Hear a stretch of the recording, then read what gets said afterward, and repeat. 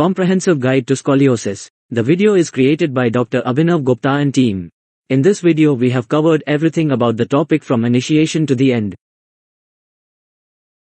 Scoliosis is a medical condition characterized by an abnormal sideways curvature of the spine. The spine may develop an S or C shape, affecting the alignment of the vertebrae. Varieties. 1. Structural scoliosis. Idiopathic, congenital, present at birth due to vertebral abnormalities. Neuromuscular, resulting from conditions like muscular dystrophy or cerebral palsy. 2. Non-structural, functional, scoliosis. Postural, like muscle imbalances or poor posture but the spine structure remains normal. Compensatory, abnormality, such as a difference in leg length. Idiopathic scoliosis. Idiopathic scoliosis is the most prevalent type and typically occurs during adolescence. The cause is unknown, and it often progresses during growth spurts. Clinical features of scoliosis. 1. Uneven shoulders. One shoulder blade may appear higher than the other. 2. Asymmetric waist. The waistline may appear uneven. 3. Spinal rotation. The spine may rotate, causing the ribs on one side to stick out more. 4. Prominence of one hip. One hip may be more noticeable than the other. 5. Uneven leg length. In some cases, a noticeable difference in leg length may be present. Importance of arm span. Measuring arm span, the distance from fingertip to fingertip with arms outstretched, can be important in assessing scoliosis. Arm span asymmetry may indicate spinal deformities. This measurement, along with other clinical and imaging assessments, helps healthcare professionals evaluate the severity and progression of scoliosis. Scoliosis facts. 1. Structural curve refers to the actual lateral curvature of the spine in scoliosis. It is not a temporary but represents a permanent change in the spine's alignment. 2. Primary curve. The curve in scoliosis is the original and main lateral curvature of the spine. It is typically first identified and may be located in the thoracic or lumbar region. 3. Compensatory curve. Secondary curve that develops to counterbalance or compensate for the primary curve. The spine bends in the opposite direction to the primary curve to maintain balance.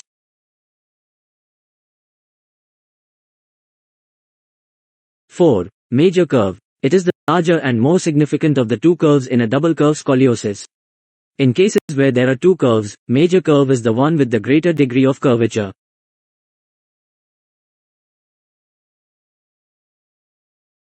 5. Minor curve. In double curve scoliosis, the minor curve is the smaller of the two curves. It may be located above or below the major curve and is typically less pronounced. 6. Apical vertebrae. The apical vertebra is the vertebra that is most displaced laterally in the scoliotic curve. It is the apex or highest point of the lateral curvature. 7. End vertebrae. The end vertebrae are the top and bottom vertebrae of the scoliotic curve. These are used to define the boundaries of the curve when measuring its magnitude. Radiographs for scoliosis. 1. PA, posterior-anterior, view of spine. 2. Cobb's method. Cobb's method is a standard technique for measuring the degree of spinal curvature in scoliosis. Identifying the end vertebrae of the curve and drawing lines perpendicular to their edges. The angle formed by the intersection of these lines is then measured to determine the degree of curvature. 3. Nash and Mohs method. Nash and Mohs method is an alternative approach for measuring scoliotic curves. It involves dividing the spine into segments and measuring the angle of curvature within each segment. This method is particularly useful for assessing complex or multiple curves. 4. Risser sign. Risser sign is an assessment of skeletal maturity based on the appearance of the iliac apophysis, the bony projection at the top of the pelvic bone. It is often used to determine the potential for further progression of scoliosis. As the iliac apophysis fuses with the ilium, the Risser sign increases from 0 to 5. 5. Rib angle to meta. The rib angle to meta is a measurement used in congenital scoliosis. It involves evaluating the angle formed by the intersection of a line drawn along the middle of the rib and another line perpendicular to the spine. Treatment 1. Bracing. Orthotic braces are designed to halt or slow the progression of scoliosis, especially in adolescents with moderate spinal curvature.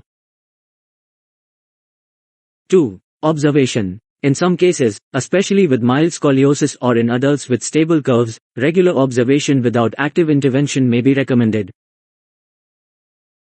3. Orthopedic interventions. Spinal fusion surgery, especially in adolescent idiopathic scoliosis, spinal fusion surgery may be considered.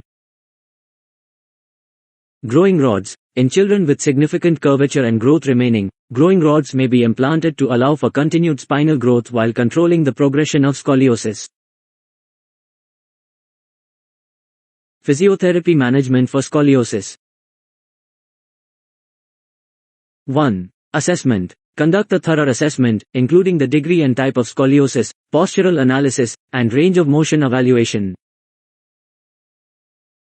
2. Patient education. Educate the patient about their specific scoliotic condition, its potential progression, and the goals of physiotherapy. 3. Postural training. Focus on postural awareness and correction to minimize the impact of scoliosis on daily activities. 4. Breathing exercises. Implement specific breathing exercises to enhance respiratory function and promote better ribcage and spine mobility.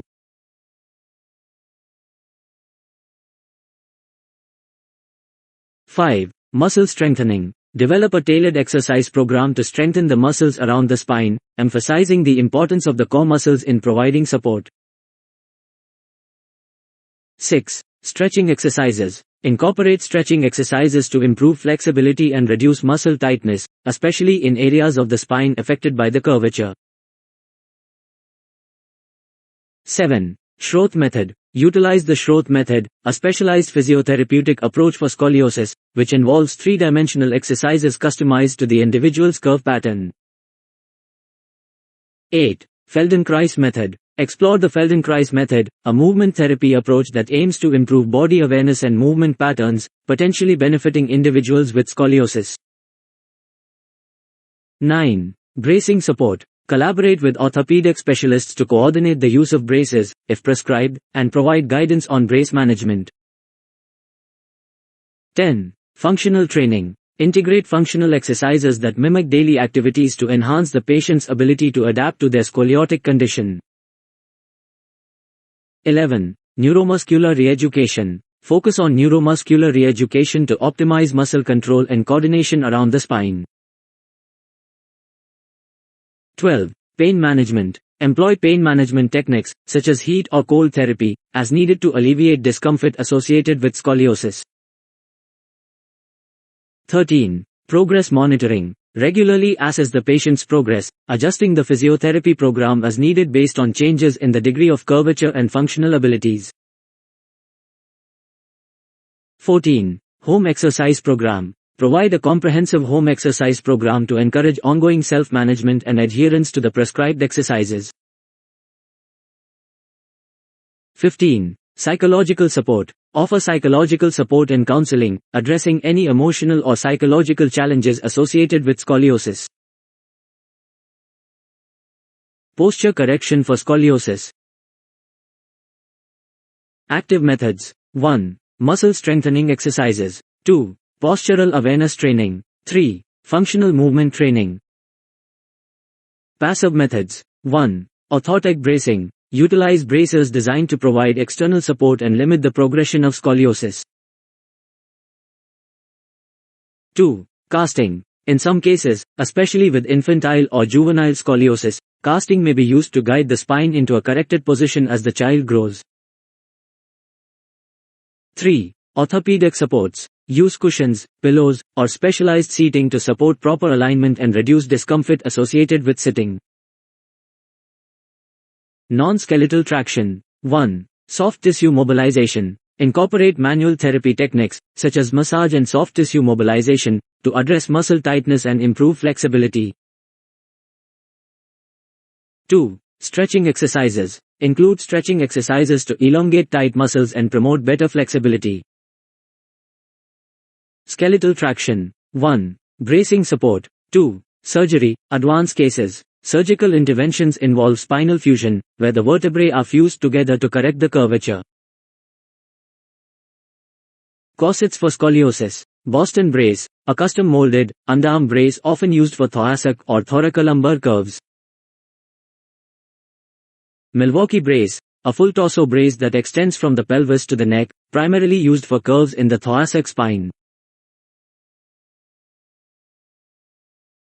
TLSO, thoracolumbo-sacral orthosis, a brace that covers the thoracic, lumbar, and sacral regions, commonly prescribed for lumbar or thoracolumbar curves. Vote of thanks. Thank you for watching our video. We hope this information has been valuable to you. If you have any further questions or concerns, please consult our team for personalized advice.